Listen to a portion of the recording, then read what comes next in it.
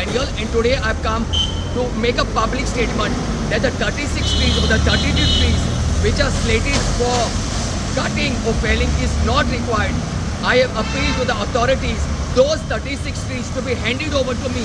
I will stand and I will get those trees pruned, and I will ensure that these 36 trees will not fall down. It's not required. Scientific pruning, who has made the list? Any competent authority, somebody who loves plant, somebody who knows about balance. I feel it's total nonsense cutting down 36 heritage trees. See the way the tree in front of Kal Academy has been pruned. Do you call this pruning? For a city like Panjim, we have to set examples for across Goa, and this is a real disaster.